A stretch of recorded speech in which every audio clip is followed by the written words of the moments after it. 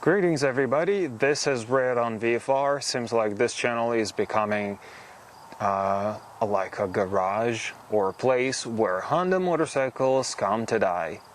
Oh wait, who wrote this? Hey, cut! The channel where Honda motorcycles come to live another life, hopefully a better life, where I actually can restore them and ride them and show them to you. This time I won't bore you to death, so please welcome. My latest project is Honda CM400.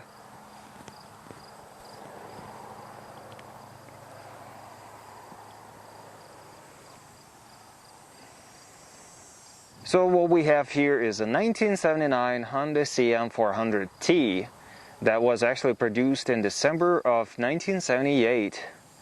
So you have your standard two-cylinder engine, 395 cubic centimeter engine displacement, finished in blue. Actually, initially it was in green, but I redid everything, so this is how it looks now. It's a blue cobalt metallic, or cobalt blue metallic, something like that.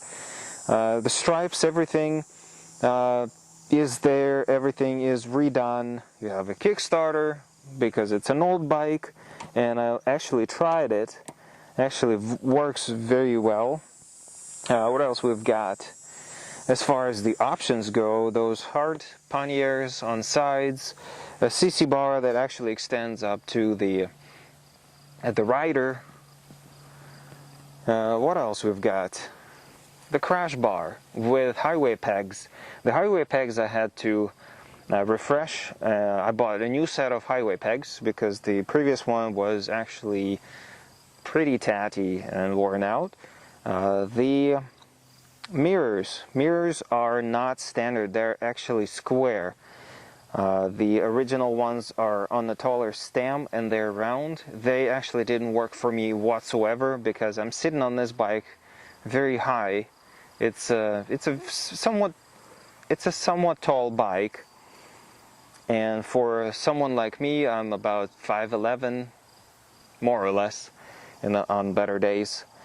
And when I'm sitting, I can't adjust it high enough so that I can see stuff. So I had to kind of duck down to see what's going on behind me. Those are actually working a lot better, and they are finished in chrome so that it more or less matches the bike. The front headlight, I put the LED one because if you know the CMs, it has the I think it's called the sealed unit, and I think it was only 25 watts, something really ridiculous, which is not much really. The tires are new and they are lettered, so I did that. They are IRC or ICR, something like that. I have a gentleman here, he's bashing his music right there. Looks like actually like a frontline man from Nickelback, if you're into that. What else is there? A 2.5 gallon tank, which is, I mean, more or less enough. You can probably expect around 45-ish gallons, 45 miles per gallon, which is, I mean, obviously not much. So every 100 miles you would better recharge your tank because you might get stranded. It's a 5-speed motorcycle, which means, yes, it's quite a bit of a screamer, if you would want to call it. So driving or riding about 55 miles an hour, I would see about 6,000 on a tachometer, which is pretty high for nowadays standards. But in any case, it rides quite well. What we've got here too, the clamps for the handlebar, I had to find that fits this bike because one of them was not even holding on, so I'm not sure how I rode this thing before when I test rode it first. It red lines at about 10,750 or something like that. I think, if I'm not mistaken, it produces around 43 horsepower, so it's decent enough. In the front we've got disc brakes, single disc brake with single piston. On the back we've got drum brakes, and it's a chain drive motorcycle. So more or less, it's a pretty nice motorcycle. It rides actually pretty well on the highway, if you ask me.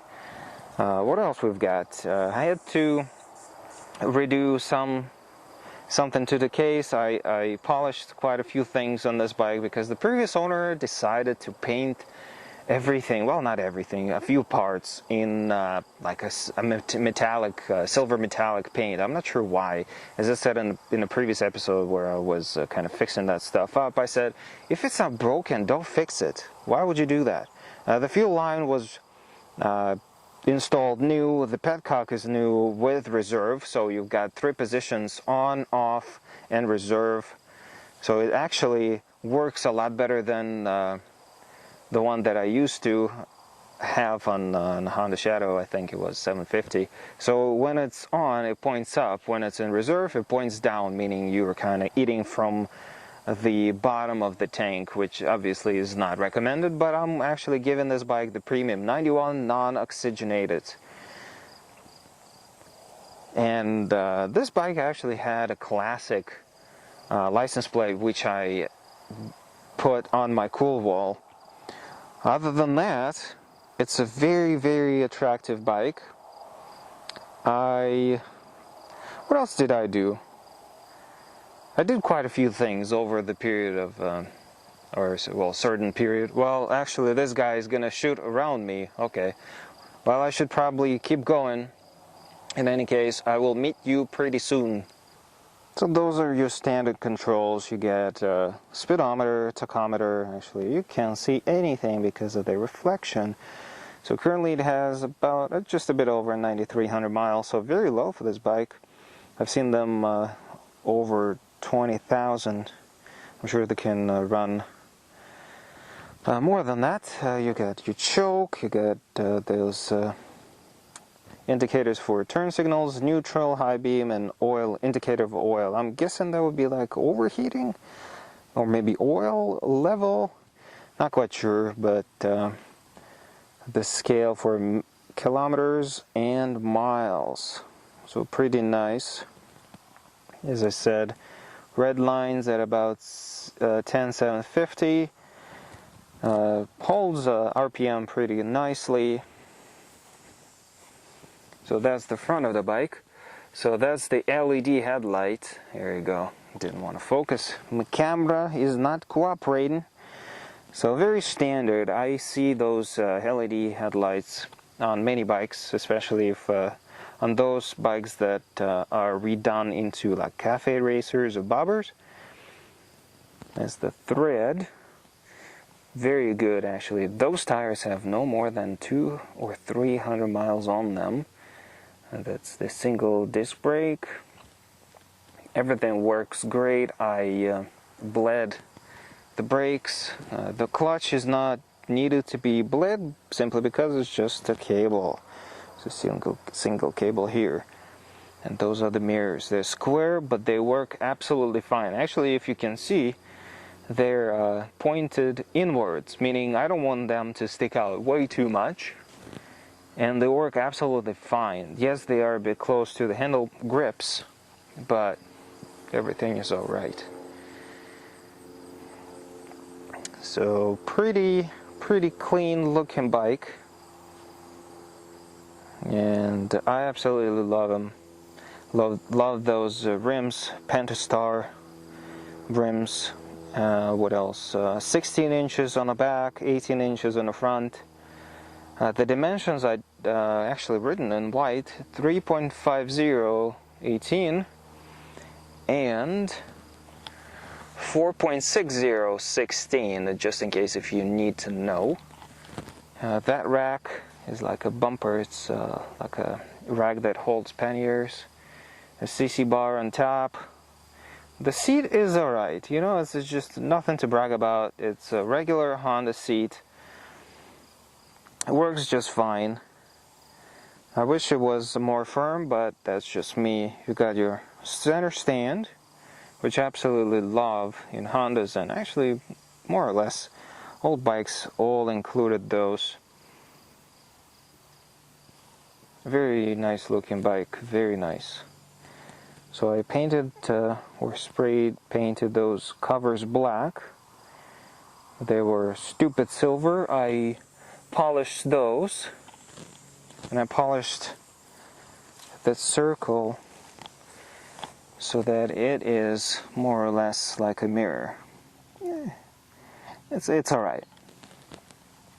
Highway pegs, they're present, they're new, they can be stowed away.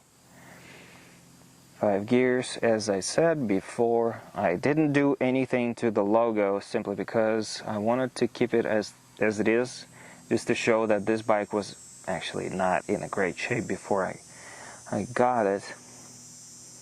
And now it's actually in a pretty nice shape. But why don't we jump on this bike and ride? Because I have to kind of head home because it's kind of time, and after work I was tired and everything else, so I have to jump on the bike and enjoy a little ride. And we'll see you in the next episode where I ride, as I said. We'll take a look at its speed and sound and everything else. Actually, I'm not sure if the sound will be coming through. But in any case, take care guys. We'll see you in the next episode. Goodbye.